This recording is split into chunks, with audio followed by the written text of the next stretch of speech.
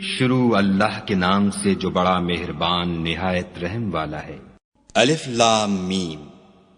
کیا لوگ یہ خیال کیے ہوئے ہیں کہ صرف یہ کہنے سے کہ ہم ایمان لے آئے چھوڑ دیے جائیں گے اور ان کی آزمائش نہیں کی جائے گی؟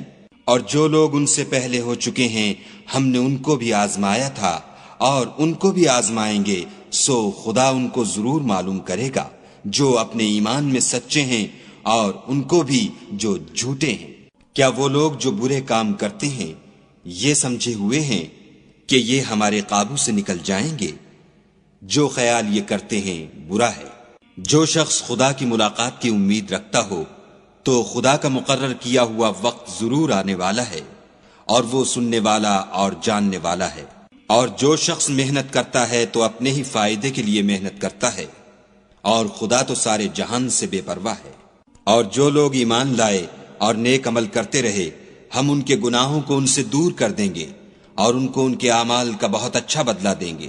اور ہم نے انسان کو اپنے ماں باپ کے ساتھ نیک سلوک کرنے کا حکم دیا ہے۔ اے مخاطب، اگر تیرے ماں باپ تیرے در پہ ہوں کہ تو میرے ساتھ کسی کو شریک بنائے جس کی حقیقت کی تجھے واقفیت نہیں، تو ان کا کہنا نہ مانیو۔ تم سب کو میری طرف لوٹ کر آنا ہے، پھر جو کچھ تم کرتے تھے میں تم کو جتا دوں گا۔ اور جو لوگ ایمان لائے اور نیک عمل کرتے رہے ان کو ہم نیک لوگوں میں داخل کریں گے۔ اور بعض لوگ ایسے ہیں جو کہتے ہیں کہ ہم خدا پر ایمان لائے، جب ان کو خدا کے رستے میں کوئی ایذا پہنچتی ہے تو لوگوں کی ایذا کو یوں سمجھتے ہیں جیسے خدا کا عذاب۔ اور اگر تمہارے پروردگار کی طرف سے مدد پہنچے تو کہتے ہیں کہ ہم تو تمہارے ساتھ تھے۔ کیا جو اہل عالم کے سینوں میں ہے خدا اس سے واقف نہیں؟ اور خدا ان کو ضرور معلوم کرے گا جو سچے مومن ہیں، اور منافقوں کو بھی معلوم کر کے رہے گا۔ اور جو کافر ہیں وہ مومنوں سے کہتے ہیں کہ ہمارے طریق کی پیروی کرو، ہم تمہارے گناہ اٹھا لیں گے، حالانکہ وہ ان کے گناہوں کا کچھ بھی بوجھ اٹھانے والے نہیں۔ کچھ شک نہیں کہ یہ جھوٹے ہیں، اور یہ اپنے بوجھ بھی اٹھائیں گے اور اپنے بوجھوں کے ساتھ اور لوگوں کے بوجھ بھی۔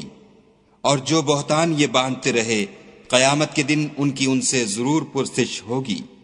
اور ہم نے نوح کو ان کی قوم کی طرف بھیجا تو وہ ان میں 50 برس کم 1000 برس رہے، پھر ان کو طوفان کے عذاب نے آ پکڑا اور وہ ظالم تھے۔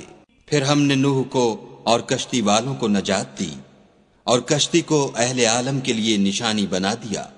اور ابراہیم کو یاد کرو جب انہوں نے اپنی قوم سے کہا کہ خدا کی عبادت کرو اور اس سے ڈرو، اگر تم سمجھ رکھتے ہو تو یہ تمہارے حق میں بہتر ہے۔ تم تو خدا کو چھوڑ کر بتوں کو پوجتے اور طوفان باندھتے ہو، تو جن لوگوں کو تم خدا کے سوا پوجتے ہو وہ تم کو رزق دینے کا اختیار نہیں رکھتے۔ بس خدا ہی کے ہاں سے رزق طلب کرو اور اسی کی عبادت کرو اور اسی کا شکر کرو، اسی کی طرف تم لوٹ کر جاؤ گے۔ اور اگر تم میری تکذیب کرو تو تم سے پہلے بھی امتیں اپنے پیغمبروں کی تکذیب کر چکی ہیں، اور پیغمبر کے ذمے کھول کر سنا دینے کے سوا اور کچھ نہیں۔ کیا انہوں نے نہیں دیکھا کہ خدا کس طرح خلقت کو پہلی بار پیدا کرتا، پھر کس طرح اس کو بار بار پیدا کرتا رہتا ہے؟ یہ خدا کو آسان ہے۔ کہہ دو کہ ملک میں چلو پھرو اور دیکھو کہ اس نے کس طرح خلقت کو پہلی دفعہ پیدا کیا ہے، پھر خدا ہی پچھلی پیدائش پیدا کرے گا۔ بے شک خدا ہر چیز پر قادر ہے۔ وہ جسے چاہے عذاب دے اور جس پر چاہے رحم کرے، اور اسی کی طرف تم لوٹائے جاؤ گے۔